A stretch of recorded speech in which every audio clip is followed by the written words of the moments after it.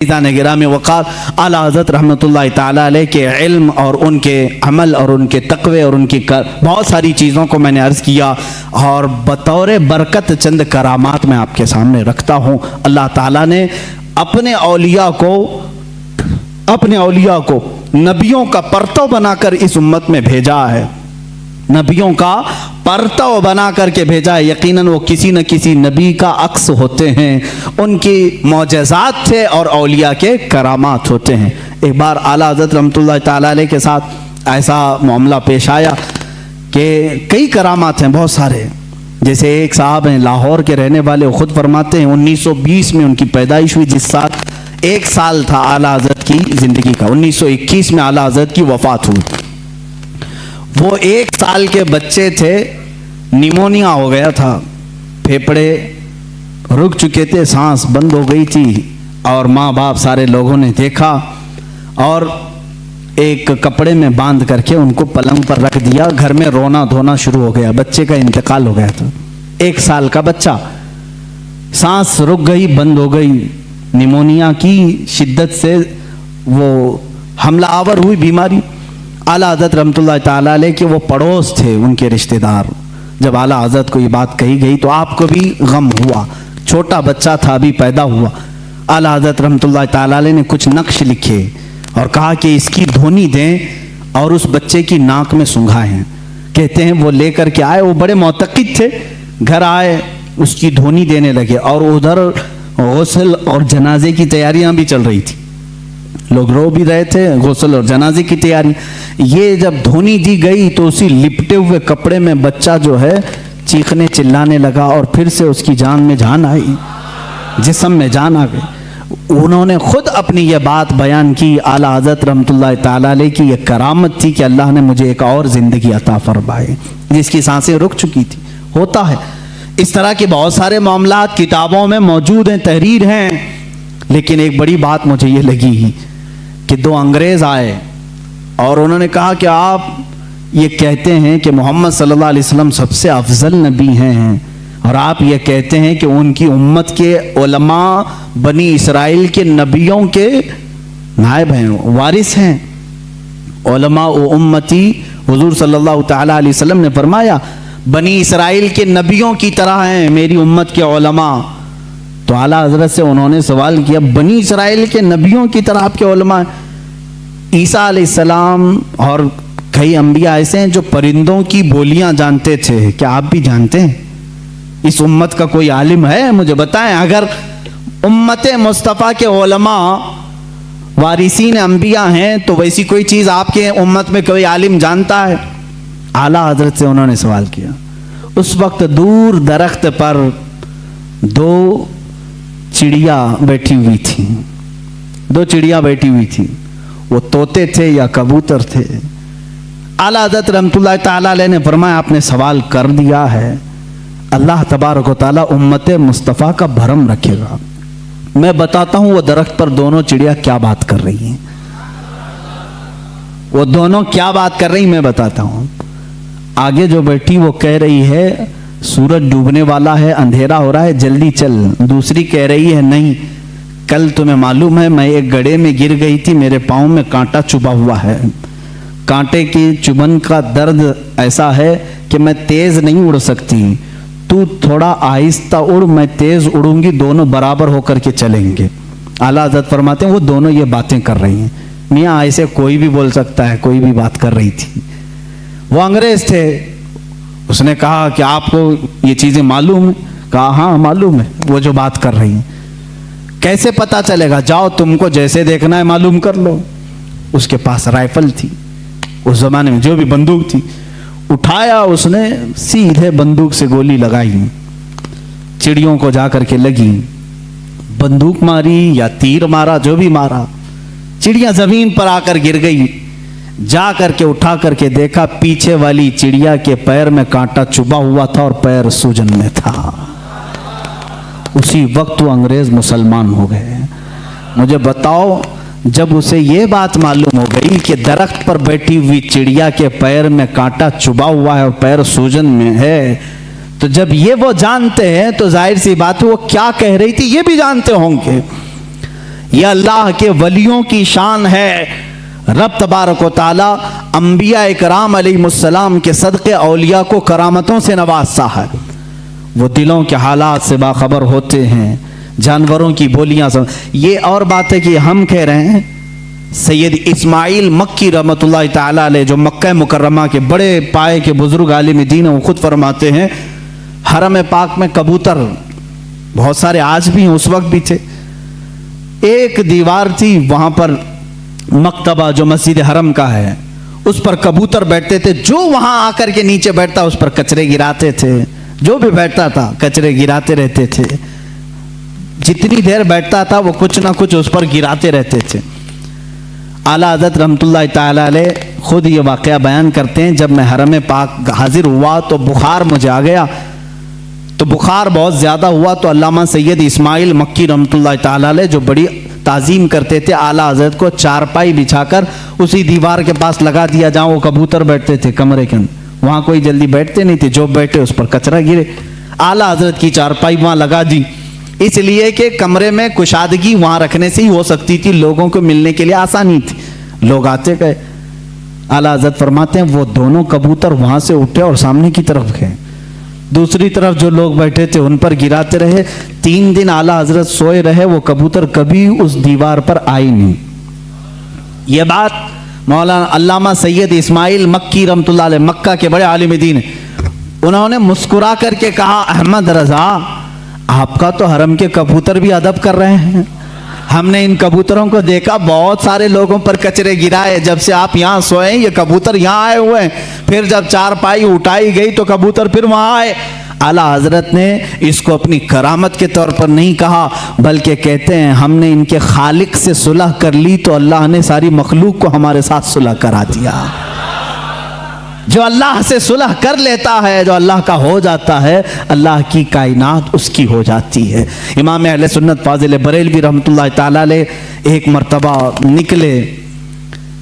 निकले, ट्रेन का सफ़र था रास्ते में, और उनके साथ आपके एक मुरीद भी थे।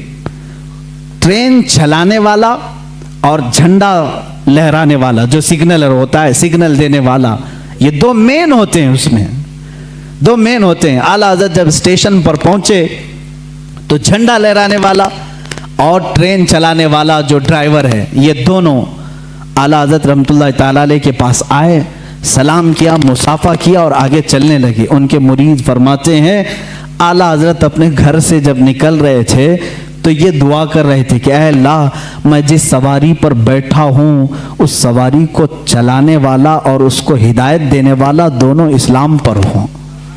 आला हज़रत दुआ करके निकले घर से, ऐ अल्लाह, जो तेरे रसूल को रसूल मानता है, तेरी वहदानियत का इकरार करता है, उसको मेरी सवारी का कायद बना, ड्राइवर बना, और उसको बना झंडा दिखाने वाला, इशारा करने वाला, जो तेरे हबीब की अजमत का कायल हो। उनके मुरीद कहते हैं जब स्टेशन पर पहुंचा तो देखा वो झंडा लहराने वाला वो भी मुसलमान था, गाड़ी का ड्राइवर भी मुसलमान था, आला हज़रत के दोनों चाहने वाले थे। अल्लाह ताला अपने वलियों के लिए कुरान में ये फरमाता है लहुम मा यशाऊन फीहा व लदैना मज़ीद, वो जो चाह लेते हैं अल्लाह उनके लिए वो पूरी कर देता है, वो बात पूरी कर देता है।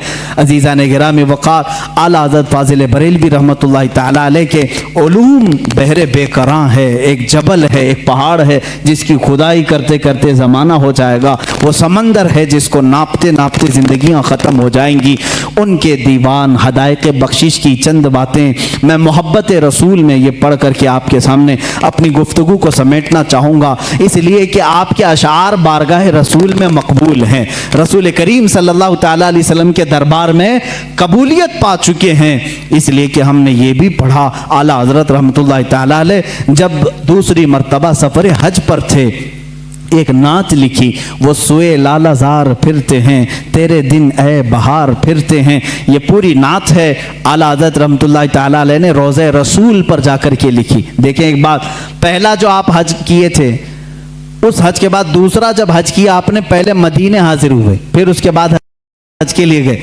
उसी में ये लिखते हैं आला हज़रत, उनके तुफैल हज भी खुदा ने करा दिए हैं। एक आशिक की जुबान क्या होना चाहिए? देखें, उनके तुफैल हज भी खुदा ने करा दिए, असले मुराद हाजिरी उस पाक दर की है। हम तो निकले थे बारगाह रसूल की हाजिरी के लिए, मौला ने नबी की बरकत से मेरा हज भी करा दिया। और आज के ज़माने में ये कहते हैं हज कर लो, मदीने जाने की ज़रूरत नहीं। आज भी नजदी उलमा फतवा भी देते हैं मदीना जाना ज़रूरी नहीं। और आला हज़रत कहते हैं उनके तुफैल हज भी खुदा ने करा दी, हमारा हज भी हुआ है उनके तुफैल। उसी हाज़री दरबार में आपने ये नात लिखी थी और कहा था, या रसूल अल्लाह सल्लल्लाहु अलैहि वसल्लम अपने दीदार से हमें मुशर्रफ फरमाएं, अपनी ज़ियारत से मुशर्रफ फरमाएं। ख्वाब में आपने अपने नबी कौनैन सल्लल्लाहु अलैहि वसल्लम की ज़ियारत की थी।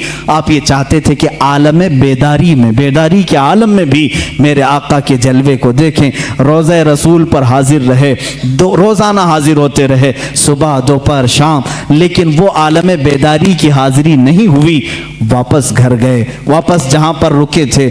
आखिर रात में आपने आखिरी शेर ये लिखा, कोई क्यों पूछे तेरी बात रजा, कोई क्यों पूछे तेरी बात रजा, तुझसे कुत्ते हजार फिरते हैं। आला हज़रत ने जो लफ्ज लिखा वही मैं बयान कर रहा हूं, तुझसे कुत्ते हजार फिरते हैं। ये कहां तो तेरी बात यहाँ कौन पूछेगा, तेरे से बड़े बड़े उलमा मशाइख कुतुब वक्त अख्ताब अब्दाल यहाँ आते हैं, तू बड़ी बात का सवाल करके खड़ा है। ये कह करके दोबारा आए रोज़ा रसूल पर। कहते हैं उसी वक्त आला हज़रत फाज़िल बरेलवी रहमतुल्लाह तआला अलैह ने बेदारी के आलम में अपने माथे की आंखों से अपने हबीब पाक का जलवा देखा। हुजूर पाक सल्लल्लाहु अलैहि वसल्लम की कब्र अतहर के पास एक जलवा चमका।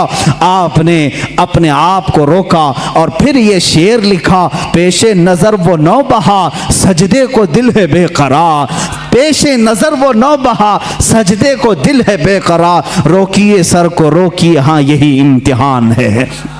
हुजूर सल्लल्लाहु अलैहि वसल्लम का जलवा दिखा दिया गया। और जब कोई शख्स किसी से बहुत ज़्यादा मोहब्बत करता है, वो चीज़ सामने आ जाए तो झुकने का दिल करता है। आला हज़रत की शरीयत को तो देखो, लोग झूठे पीरों के सामने झुक जाते हैं। रुकू करना भी हराम है, सजदा करना भी हराम है। आला हज़रत अपने महबूब अकरम सल्लल्लाहु अलैहि वसल्लम को आलम बेदारी में देख करके कहते हैं, दिल तो चाहता था कि सजदा कर लूँ, लेकिन शरीयत ने हराम करार दिया है। सजदा होगा तो सिर्फ अल्लाह रब्बुल इज्जत का होगा, अल्लाह के अलावा किसी का सजदा नहीं होगा। आला हज़रत फरमाते हैं, पेशे नजर वो नौ बहा, सजदे को दिल है बेकरार, रोकिए सर को रोकिए, हाँ यही इम्तिहान है। वो जलवा रसूल दिखाकर तुम्हारा इम्तिहान लिया जा रहा है।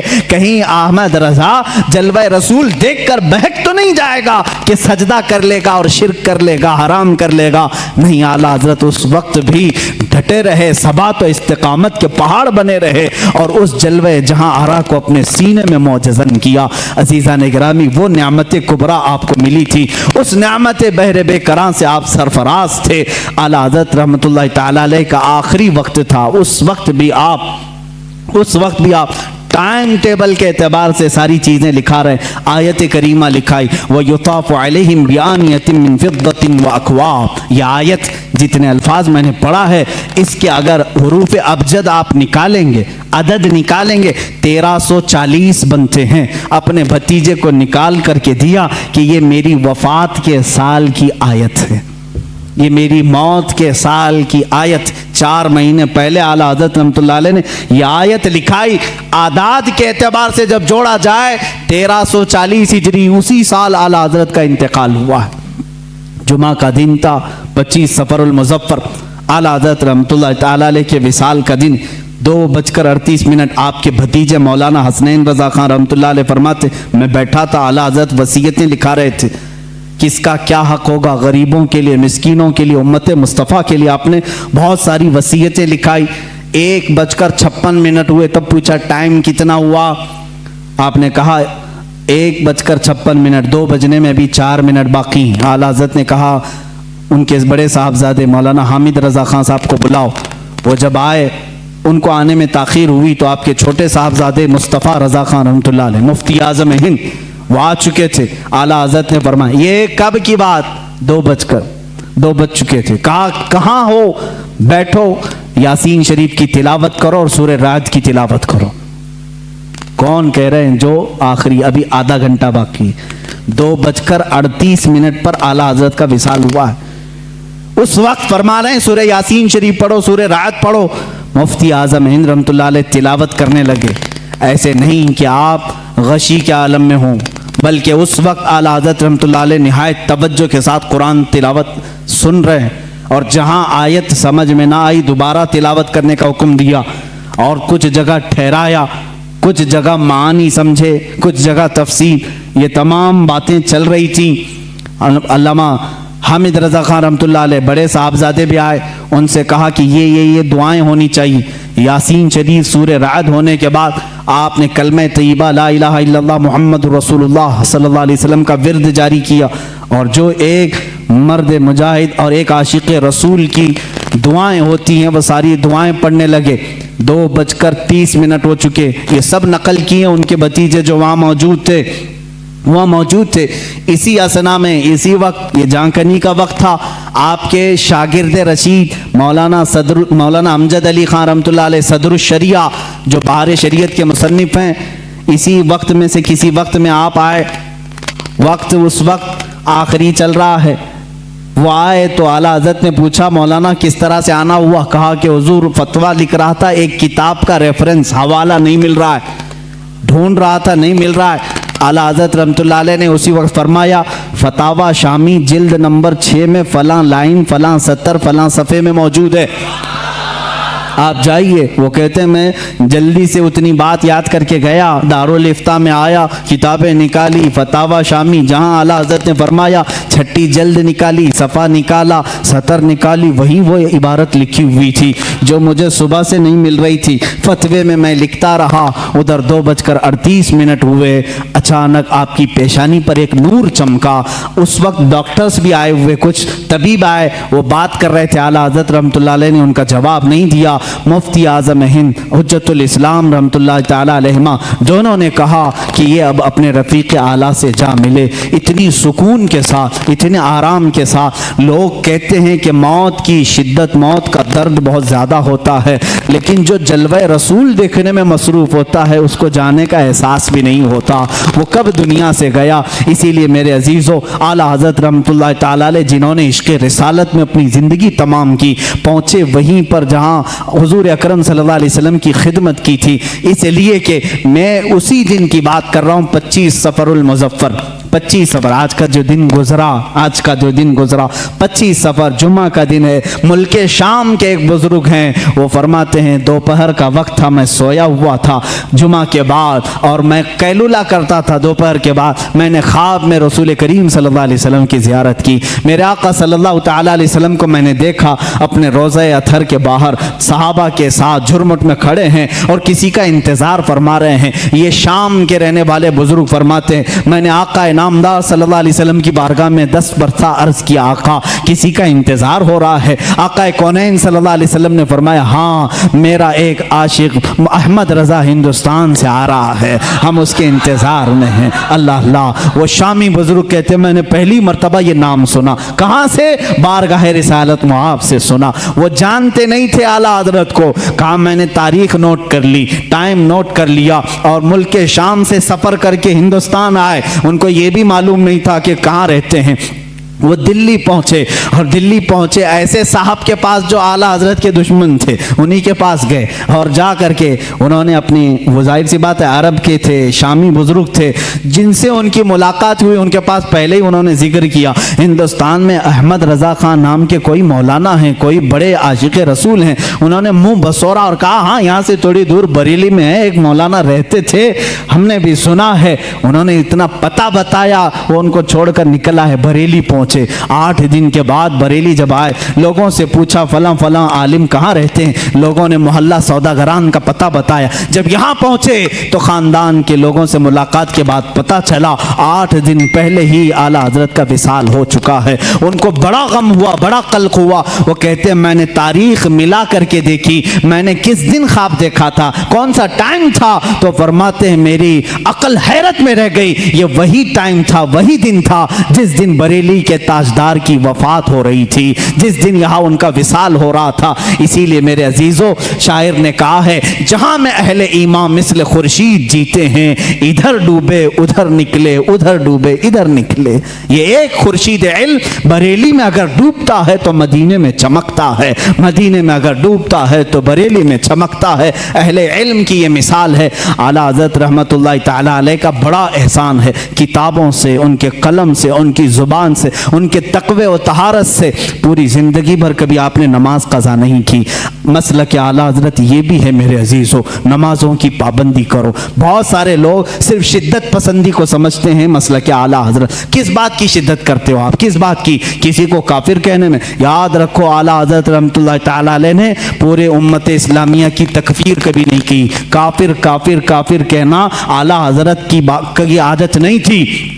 हुसाबुल हरमैन को लेकर बाद लोग वावेला मचाते हैं कि इन्होंने इनको काफिर कहा, उनको काफिर कहा। ये झूठे हैं, मैं चैलेंज करता हूं, ला करके दिखाएं कितनों को काफिर कहा है। आला हजरत ने तो उलमाए हरमैन से फतवा मंगवाया था कि यहाँ ऐसी ऐसी गुस्ताखियां हो रही हैं, आप क्या कहते हैं? वो चाहते तो खुद मुफ्ती से फतवा देते, लेकिन हरमैन के उलमा से फतवा मंगवाया। उनका फतवा आया कि ऐसे जुमले कहने वाले हिंदुस्तान के जो भी मौलवी हैं वो दायरे इस्लाम से खारिज हो चुके हैं, और जो उनके कुफ्र में शक करेगा वो भी काफिर हो जाएगा। इतना सख्त हुक्म हरमैन तय्यबैन से आया, उसको आला हजरत ने अपनी साइन, अपनी दस्तखत से छापा तो ये वावेला मचाने लगे, अरे मियाँ हमको काफिर बोले, काफिर बोले।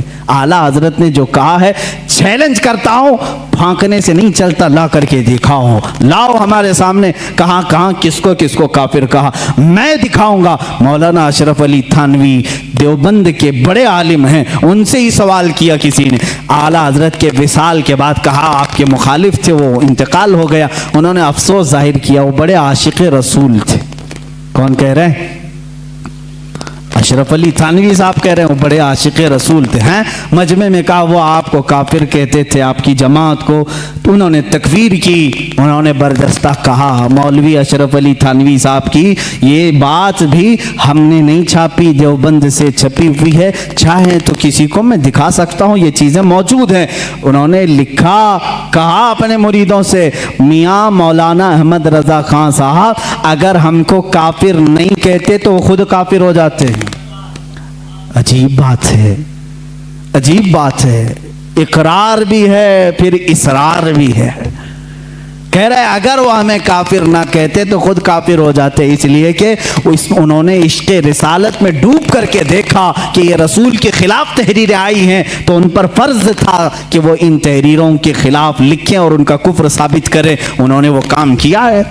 ये दुगले लोग होते हैं, इधर भी बोलते हैं उधर भी बोलते हैं। जब आपको मालूम है तो तौबा कर लेते बेचारे, सारा मामला ही खत्म हो जाता। और फिर ये बहस बहुत लंबी हो जाएगी। मैं दूसरे दीगर मकातिब फ़िक्र के उलमा की बातें अगर बताऊं, दीगर उलमा जो अहले हदीस के उलमा हैं, देवबंद के उलमा हैं, गैर मुक़ल्लिदीन के उलमा हैं, उन्होंने भी लिखा है कि आला हज़रत इमाम अहमद रज़ा खान रहमतुल्लाह ताला अलैह का कोई सानी नहीं था, इल्म में उनका कोई सानी नहीं। हमारे उलमा की बात छोड़ें, मैं दीगर मकातिब फ़िक्र के उलमा की बात कर रहा हूँ। मौलाना अबुल उला मौदूदी, मौलाना अबुल हसन नदवी और दीगर लोगों के साथ साथ शायर मशरिक अल्लामा इकबाल ने भी कहा है। इकबाल का तराना बड़े ज़ोर और शोर से गाते हो। उन्होंने क्या लिखा है? कहते हैं अगर इमाम आज़म अबू हनीफा अपने ज़माने में अहमद रज़ा खान साहब को देख लेते तो अपने ख़ास शागिर्दों में रख लेते हैं, और कहा कि इस ज़माने के वो सानिये इमाम आज़म अबू हनीफा हैं। हम नहीं कह रहे हैं, ये शायर मशरिक अल्लामा इकबाल कह रहे हैं। वो उन्होंने कहा इसीलिए अपने तो अपने हैं, सारे लोगों ने उनके इल्म का लोहा माना है।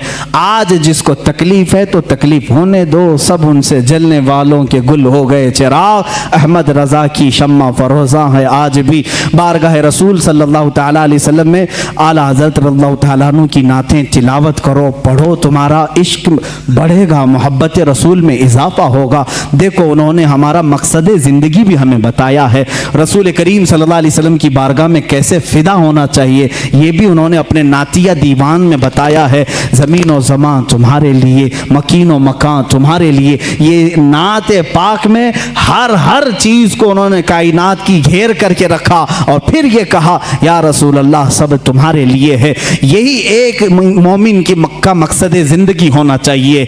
आला हज़रत ने हमें ये सिखाया है, दहन में ज़ुबान तुम्हारे लिए, बदन में है जान तुम्हारे लिए, हम आए यहाँ तुम्हारे लिए, उठे भी वहाँ। आला हज़रत ने हमें ये सिखाया है, उम्मती होता है रसूल के लिए, मेरे आका के लिए जीना सीखो। जीना में चमन, चमन में समन, समन में फबन, फबन में दुल्हन, सजाए मेहन पे ऐसे मिनन, ये अमनो अमा तुम्हारे लिए। क़यामत का नक्शा पेश करते हुए भी आला हज़रत ने अपने रसूल पाक सल्लल्लाहु अलैहि वसल्लम की बड़ाई यूँ ज़ाहिर की है। फरमाते हैं खलील व नजी, मसीह व सफ़ी, सभी से कहीं कहीं न बनी। खलील व नजी, मसीह व सफ़ी, सभी से कहीं ना बनी। ये बेखबरी की खल्क फिरी, कहाँ से कहाँ तुम्हारे लिए। इशारे से चांद चीर दिया, छुपे हुए खूर को फेर दिया, गए हुए दिन को असर किया, ये ताबो तमा तुम्हारे लिए।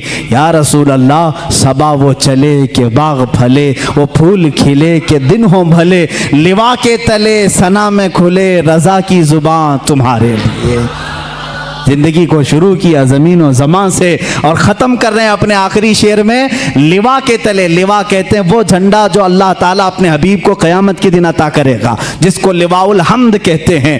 अल्लाह ताला उस दिन हुजूर को ये झंडा अता करेगा और खुश नसीब मुसलमान उस झंडे के तले जमा भी होंगे। मेरे आका अपने उम्मतियों को उस झंडे तले जमा करेंगे जो उनकी मोहब्बत में जीते मरते थे। आला हज़रत फरमाते हैं लिवा के तले, उस झंडे के तले भी या रसूल अल्लाह सना में खुले, रज़ा की ज़ुबान तुम्हारे लिए। ये ज़िंदगी का मकसद होना चाहिए। आखिर में इन नातिया अशआर से अपनी गुफ्तगू को ख़त्म करता हूँ।